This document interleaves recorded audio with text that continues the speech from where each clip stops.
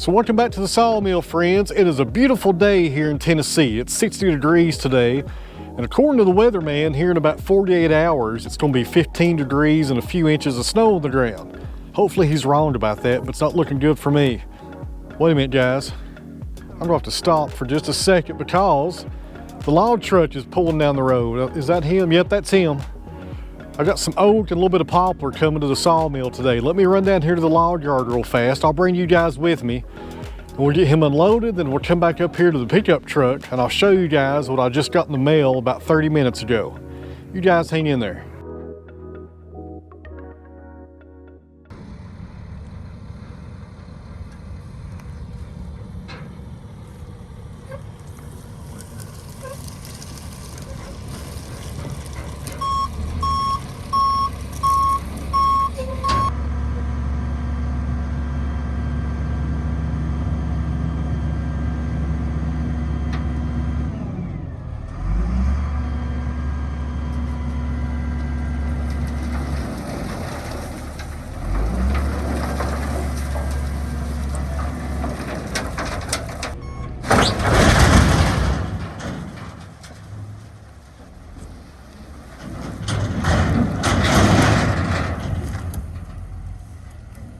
Pretty good load of red oak. There's a little bit of poplar in there. Got a poplar right there.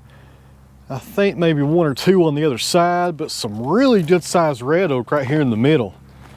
Check that one out. That's probably at least 30 inches plus diameter. Another large one right there. And I think he cut these about a month ago, so it's not been too long.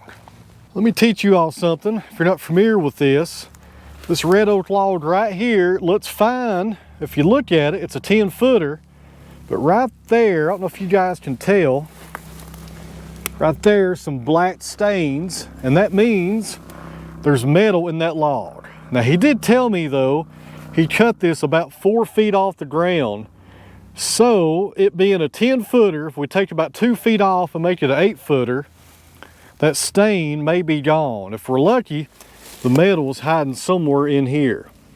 If we cut off about 2 feet and the stain is still there, I'll probably make this one into firewood. Let me see, over here we got another oak. That's pretty low grade, got some large knots on it. Got a poplar right there. Not a bad load, not too bad. All right, friends, inside this box is my Christmas present that I bought myself this year. You guys come check this out. I think most of you might be surprised. So inside the box, friends, is a brand new chainsaw. And I know I'm a steel guy. You guys have seen me using steels on this channel ever since I started YouTube back in 2015. But this year I thought I would mix it up a little bit and try a different brand. What we got in here? We got a chain, actually 2 chains, a bar. I guess this gives it away, Husqvarna. This is a 28-inch tough light bar. This is kind of like the ultralight bar that Steel has. I've never tried a light bar out before, so I'm looking forward to trying this one out. Let's see what else is in here. All right, so we got a full wrap handle.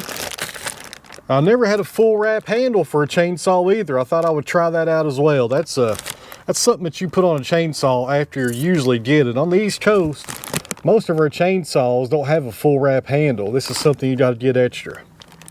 Wasn't too expensive. I think it was about $30. I had to figure out how to put that on. All right, so this right here is the bar that comes with the saw. It's a 24-inch bar, takes a 3/8 chain. It's a 50 gauge, so this will also take the same chain size as my Steel 461.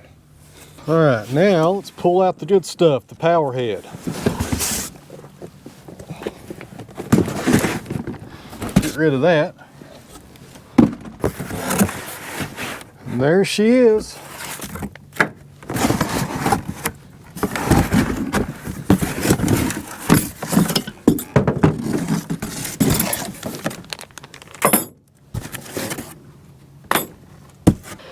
So when I was trying to figure out which model to get out of the Husqvarna lineup, everybody bragged about this model, kind of like they do the Steel 461. This right here, friends, is the 372 XP Husqvarna. And I think the XP stands for extra power, but I could be wrong about that, I'm not sure. This saw is around, I think, 72 cc's. I could be wrong about that. I think 372 means 72 cc's. But a lot of guys really bragged about this chainsaw as being the backbone of their operation. It does not have the electronic carburetor, and a lot of guys like that. I've never had electronic carb, but while researching this chainsaw, I couldn't find anybody that had anything bad to say about it. So that's what we went with. I'm really looking forward to using it for the first time. I've never ran a Husky saw. All right, guys, it took me just a minute to figure out the chain and the configuration there for tightening up the bar, because it's a lot different from the steel. A whole lot different, actually. There we go. I think I got it right now, though.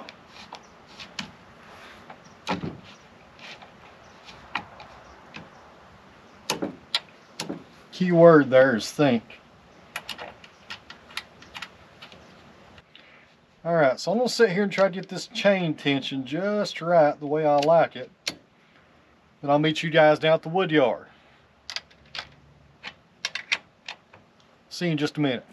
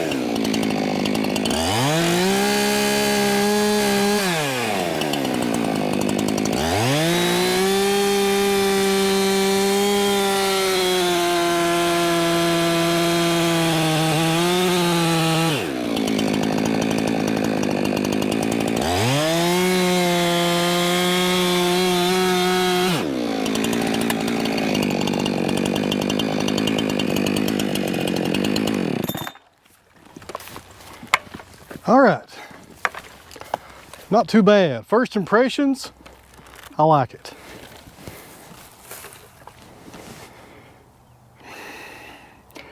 I have nothing to back this up, but it feels like it has more power than my 461. Granted, my 461 is about 7 years old, so it might be getting worn out, but that saw right there feels a lot stronger, a whole lot stronger. Make myself a little chopping block. We'll grab the axe and go ahead and split some of this stuff. Or I may leave it on the ground. Those are pretty heavy right there.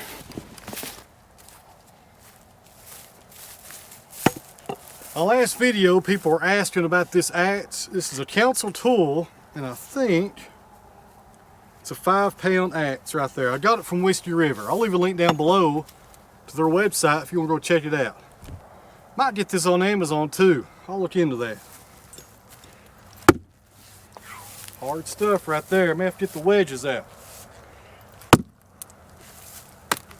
There we go. Oak, if it's nice and green, it usually splits pretty good right there.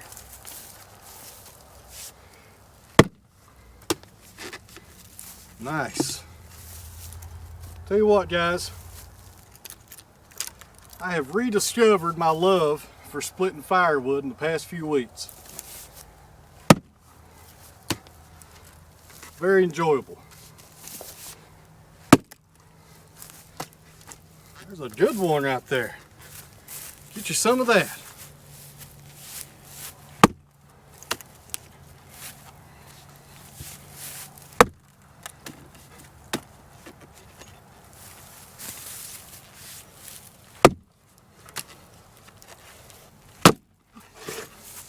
There we go.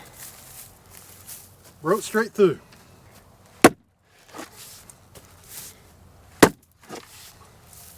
Man, that's a good workout right there, but it sure is satisfying.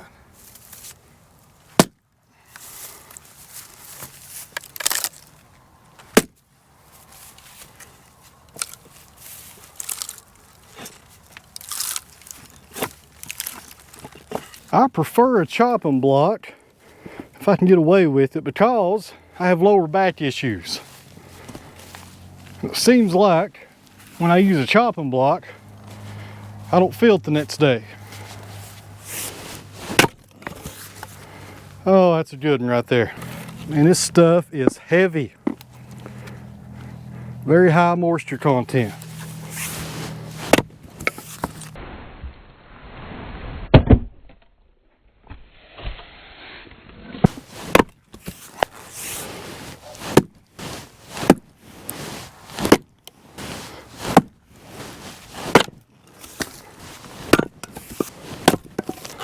Hello there, Mr. Cabbage.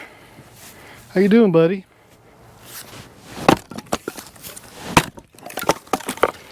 Well, that's a good one right there. 3 for 1.